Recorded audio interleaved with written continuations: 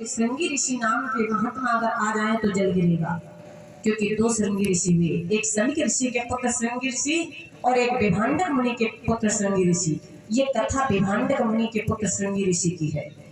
जैसे इतना कहा तो कौन लाएगा? श्रृंगी ऋषि को स्त्री और पुरुष का ज्ञान नहीं था, क्योंकि उनका एक जन्म हिरणी से हुआ था। उनके नाक पर एक सींग था। कहते उनके नाम से श्रृंगबेरपुर नाम का गांव का नाम पड़ा। भागवत काल में दिया। वो कभी नारी पुरुष का उनको ज्ञान नहीं था।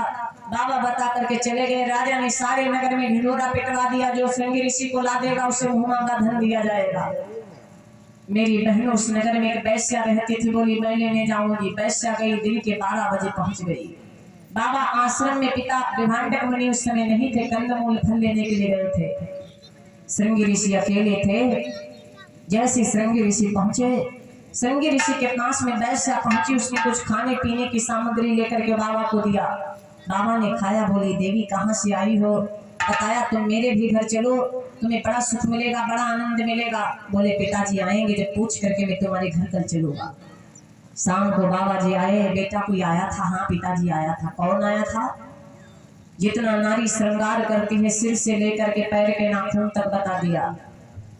बताया बेटा वो कोई नारी नहीं थी बल्कि वैश्या आई थी, क्योंकि नारी के श्रृंगार में बहनों मर्यादा होती है, वैश्या के श्रृंगार में कोई मर्यादा नहीं।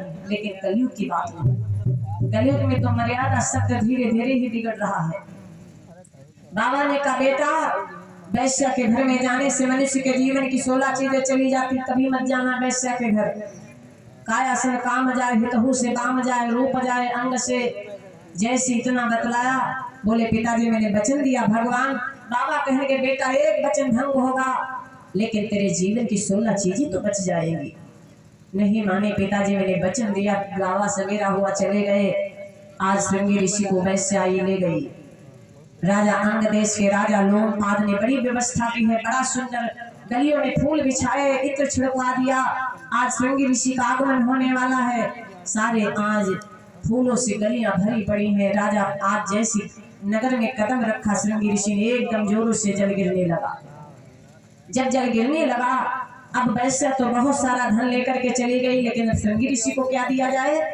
मेरे भाई बहनों, शांता बैठी थी जो अदिति चंद्रमा के समान सुंदर थी।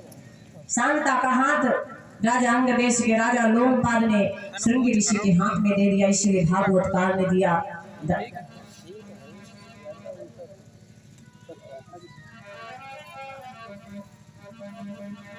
जैसे बतलाया दशरथ सुता सुमित्रा जाई, शांता नाम श्रृंगी ऋषि पाई। तब तो आज राजा रावण ने सुना कि दशरथ के बेटी हुई तो बेटा जरूर होगा। तो राजा आज रावण पवानी पहाड़ पर घोर तपस्या करने लगा। भगवान ब्रह्मा प्रसन्न हो गए। मांग ले रावण। बोला महाराज दशरथ के तेज से कोई संतान न होने पाए। ब्रह्मा जी ने तथास्तु कर दिया। रावण तो मगन होकर के लंका चला गया। और जब रावण मगन होकर के लंका चला गया, इधर राजा दशरथ इस बात का ज्ञान नहीं था। नारद बाबा आए, श्री राम अवध में आए और कहने लगे राजन तो निश्चिंत बैठे, रावण वरदान ले गया। जैसे नारद बाबा ने बतलाया, बहनों महारानी कौशल्या और राजा दशरथ बैठे थे। नारद बाबा ने सारी कहानी बतलाया कि तुम निश्चिंत बैठे, रावण वरदान लेगा, तुम्हारे कोई संतान नहीं होगी। नारद ने दशरथ से आए,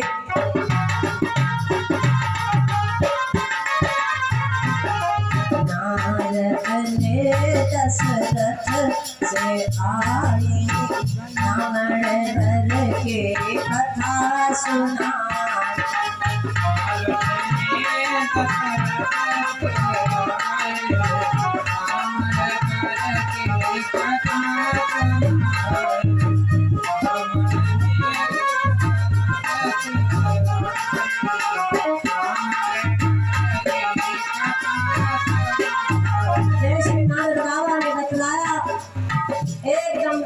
राजा दशरथ के मन में ग्लानि हुई, मेरे बेटा नहीं रावण वरदान ले गया। तो उसी समय तुलसी बाबा ने क्या दिया?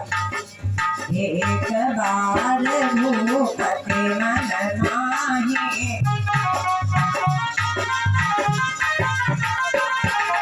एक बार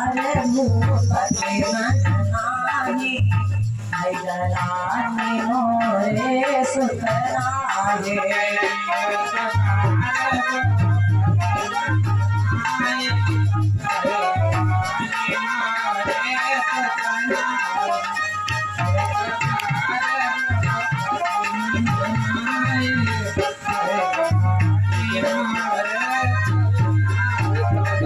राजा के मन में ग्लानि हुई मेरे बेटा नहीं है। तो जैसे आज राजा कौशल्या और राजा दशरथ